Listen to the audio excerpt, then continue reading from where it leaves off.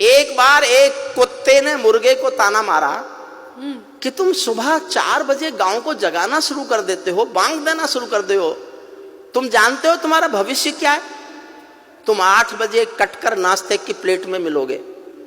अच्छा, मुर्गे का भविष्य इसके सिवा है भी क्या? लेकिन कुत्ता ताना मारे मुर्गे को तो मुर्गा चुप नहीं रहता। मुर्गे ने कहा, हाँ मानता हूं मेरा भविष्य 8 बजे कटकर नाश्ते की प्लेट में आ जाना है।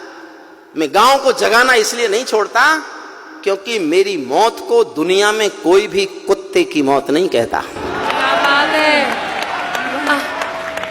काश्मीर जो खुद सूरज के बेटे की राजधानी थी, डमरू वाले शिव शंकर की जो घाटी कल्याणी थी, काश्मीर जो भूमंडल का स्वर्ग बताया जाता था, जिसकी मिट्टी को दुनिया में अर्घ चढ़ाया जाता था, काश्मीर जो भारत माता की आंखों का तारा था, काश्मीर जो लाल बहादुर को प्राणों से प्यारा था, काश्मीर वो डूब गया था अंधी गहरी खाई में, फूलों की घाटी रोती थी मरघट की तन्हाई में, फूलों की घाटी। सल्यूट करता हूं आप, सल्यूट करता हूं। इतने थके हुए विष्णु सक्सेना के खूब थकाने के बाद भी आप ताली बजाने लायक बच गए। क्या बात है। काश्मीर वो डूब गया था अंधी गहरी खाई में, फूलों की घाटी रोती थी मरघट की तन्हाई में, वो अग्नि गंधा मौसम मलबेला था, गंधों के घर बंदूकों का मेला था, मैं भारत की जनता का संबोधन हूँ, आंसू के अधिकारों का उद्बोधन हूँ, इसीलिए दरबारों को दर्पण दिखलाता फिरता था, इसीलिए दरबारों को दर्पण दिखलाता फिरता था, मैं घायल घाटी के दिल की धड़कन गाता फिरता था, मैं घायल घाटी के 29 साल मैंने 1990 में कविता लिखी थी। और आदरणीय कठेरिया जी, आपको जानकर आश्चर्य होगा, इस कविता को मैंने 1990 में जब सबसे पहली बार लिखा तो मेरे पहले श्रोता थे श्रद्धेय अटल बिहारी वाजपेयी और श्रद्धेय लाल कृष्ण आडवाणी। दोनों बैठ के रोए थे, दोनों बैठ के रोए थे। वाजपेयी साहब एक बार लाल किले में आए थे और मैं कश्मीर पढ़ रहा था। मैंने उनसे कहा, आप देश के प्रधानमंत्री बन गए और कश्मीर की हालत फिर भी नहीं सुधरी तो इससे भी सख्त कविता सुनने को तैयार रहना। फिर मुझे पता चला वो 6 साल इसीलिए उदास रहते थे क्योंकि उनके समय में तो हुआ नहीं था जो अब हुआ। मन से सुनिए, मैं अपना मन पूरा इस कविता के साथ आपसे जोड़ना चाहता हूं। इसीलिए दरबारों को दर्पण दिखलाता फिरता था, मैं घायल घाटी के दिल की धड़कन गाता फिरता था, हमने नारों में गाया था सब कश्मीर हमारा था, जब जब भी छू कर देखा हिम चोटी में अंगारा था, काश्मीर था जहां तमंचे थे केसर की क्यारी में, काश्मीर था जहां तमंचे थे केसर की क्यारी में, काश्मीर था जहां रुदन था बच्चों की किलकारी में, काश्मीर था जहां तिरंगे झंडे फाड़े जाते थे, 47 के बंटवारे के घाव उघाड़े जाते थे, काश्मीर था जहां हौसलों के दिल तोड़े जाते थे, खुदगर्जी में जेलों से हत्यारे छोड़े जाते थे, खुदगर्जी में जेलों से हत्यारे छोड़े जाते थे, अपहरणों की रोज कहानी होती थी, धरती मैया पानी पानी होती थी, झेलम की लहरें भी आंसू लगती थी, गजलों की बहरें भी आंसू लगती थी, मैं आंखों के पानी को ललकार बनाता फिरता था, मैं आंखों के पानी को ललकार बनाता फिरता था, मैं घायल घाटी के दिल की धड़कन गाता फिरता था, मैं घायल घाटी के दिल की। काश्मीर था जहां गर्द में चंदा सूरज तारे थे, झरनों का पानी रक्तिम था झीलों में अंगारे थे, काश्मीर था जहां फिजाएं घायल दिखती रहती थी, गर्म हवाएं घाटी का राशि फल लिखती रहती थी, काश्मीर था जहां दरिंदों की मनमानी चलती थी, घर घर में एक 56 की दर्द कहानी चलती थी, काश्मीर था जहां हमारा राष्ट्रगान शर्मिंदा था, समर्थन करना जी भर के करना, काश्मीर था जहां हमारा राष्ट्रगान शर्मिंदा था, भारत माँ को गाली देकर भी खलनायक जिंदा था, भारत माँ को गाली देकर भी खलनायक जिंदा था, काश्मीर था जहां देश का सिर झुकाया जाता था। और जिस दिन ये घटना घटी मैंने उस दिन पंक्ति लिखी थी, समझ जाओ किसी को पिछली याद हो तो समर्थन करना। काश्मीर था जहां देश का मान गिराया जाता था, मस्जिद में गद्दारों को खाना भिजवाया जाता था, गूंगा बहरापन ओढ़े सिंह, गूंगा बहरापन ओढ़े सिंहासन था, गूंगा बहरापन ओढ़े सिंहासन था, लूले लंगड़े संकल्पों का भाषण था, फूलों की घाटी लाशों की मंडी थी, फूलों की घाटी लाशों की मंडी था, अनुशासन का पूरा दौर शिखंडी था, अनुशासन का पूरा दौर शिखंडी था, मैं इसको ही कायरता की लाश उठाता फिरता था, मैं घायल घाटी के दिल की धड़कन गाता फिरता था, मैं घायल घाटी के दिल की। हमको दो आंसू नहीं आते थे अनहोनी घटना पर। 89 में 4.5 लाख कश्मीरी पंडित कश्मीर से मारपीट कर निकाले गए, उनकी बेटियों के साथ बलात्कार किए गए, संपत्ति छीनी गई, घरों में आग लगाए गए। अपने दिल पर हाथ रखकर सोचना, क्या दुनिया के इतिहास में इससे बड़ी कोई मॉब लिंचिंग हुई है क्या?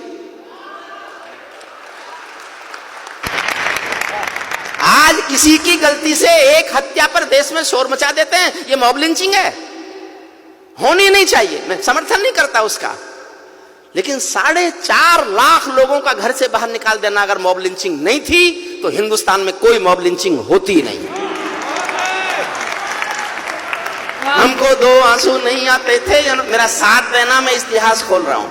हमको दो आंसू नहीं आते थे अनहोनी घटना पर, थोड़ी सी चर्चा होती थी बहुत बड़ी दुर्घटना पर। राजमहल को शर्म नहीं थी, घायल होती छाती पर, भारत मुर्दाबाद लिखा था श्रीनगर की छाती पर। मन करता था फूल चढ़ा दूं लोकतंत्र की अर्थी पर।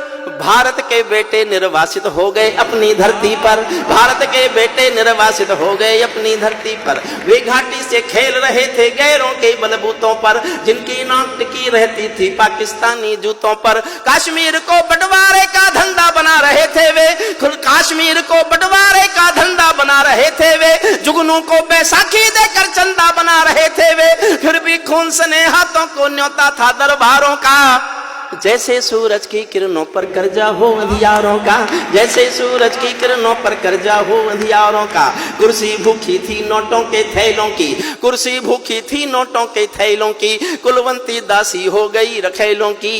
एक नाम लेता हूं कविता में, उसका नाम सुनकर आपके दिल में आदर की, प्यार की, सम्मान की हिलोर उठे तो उस हिलोर को तालियों में बदल देना। कुर्सी भूखी थी नोटों के थैलों की, कुलवंती दासी हो गई रखेलों की। घाटी आंगन हो गई खूनी खेलों की, बहुत जरूरत थी सरदार पटेलों की, बहुत जरूरत थी सरदार पटेलों की। मैं घाटी के आंसू का संतरास मिटाता फिरता था, मैं घायल घाटी के दिल की धड़कन गाता। एक छंद पढ़ रहा हूं साहब। भारत मां को इस समय सोने दो, बड़ी मुश्किलों से इस बहादुर सरकार की कोशिशों के बाद भारत मां सुकून से सोने की हालत में आ गई। वाह वाह वाह वाह वाह, बहुत बढ़िया। मैं एक छंद पढ़ रहा हूं। जब चौराहों पर हत्यारे महिमा मंडित होते थे, जब चौराहों पर हत्यारे महिमा मंडित होते थे, भारत मां की मर्यादा के मंजर खंडित होते थे। जब कृष भारत के नारे थे गुलमर्गा की गलियों में, शिमला समझौता जलता था बंदूकों की नलियों में। तो केवल आवश्यकता थी हिम्मत की खुददारी की, तो केवल आवश्यकता थी हिम्मत की खुददारी की। 56 इंची सीने में ही आशा थी दमदारी की, 56 इंची सीने, 56 इंची सीने से ही आशा थी 56 इंची सीने से ही आशा थी दमदारी की। संविधान को बदल दिया है घाटी गैर नहीं होगी, जहां तिरंगा नहीं मिलेगा उनकी खैर नहीं होगी, जहां तिरंगा नहीं मिलेगा। बहुत प्रणाम करता हूं आपको साहब, क्या बात है। इसीलिए आवश्यकता थी हिम्मत की खुददारी की, 56 इंची सीने से ही आशा थी दमदारी की। संविधान को बदल दिया है घाटी गैर नहीं होगी, जहां तिरंगा नहीं मिलेगा उनकी खैर नहीं होगी। जिनको भारत की धरती न भाती हो, भारत के झंडों से बदबू आती हो, जिन लोगों ने मां का आंचल फाड़ा हो, दूध भरे सीने में चाकू गाड़ा हो, मैं उनको चौराहों पर फांसी चढ़वाता फिरता था। मैं घायल घाटी के दिल की धड़कन गाता फिरता था, मैं घायल घाटी के दिल की। अंतिम छंद पढ़ता हूं। अभी भी उधर से बयान आते हैं हमारे पास 1 पाव का एटम बम है, हमारे पास आधी किलो का एटम बम है। देखिए साहब, मैं बोलना नहीं चाहता, सांसद जी आपसे अनुमति लेकर आपसे माफी मांग के बोलता हूं, और ये मैंने बहुत दुखी होकर बोला, ऐसे नहीं बोला। रोज डराता है हमको एटॉमिक युद्ध होगा, एटॉमिक युद्ध होगा। मैंने कुछ मेरे दोस्त साइंटिस्ट हैं उनसे पूछवाया कि मान लो एटॉमिक युद्ध हो ही जाए, क्योंकि उसका भरोसा क्या? जो दुनिया में किसी के भरोसे लायक नहीं है, हमारे लायक तो होगा ही क्या?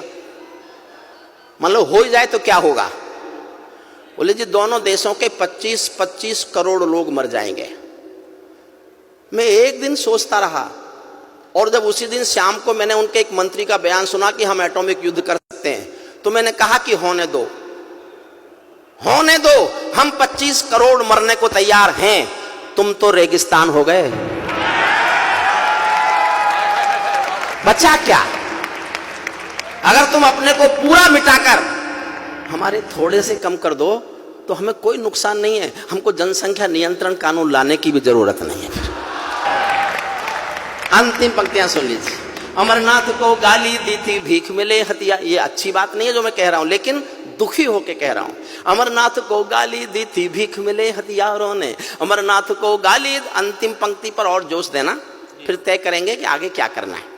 अमरनाथ को गाली दी थी भीख मिले हथियारों ने, चांद सितारे टांक लिए थे खून लिपि दीवारों ने, इसीलिए नाकाम रही है कोशिश सभी उजालों की, क्योंकि ये सब कठपुतली है रावलपिंडी वालों की। अंतिम एक चुनौती दे दो सीमा पार पड़ोसी को, गीदड़ कायरता ना समझे सिंहों की खामोशी को।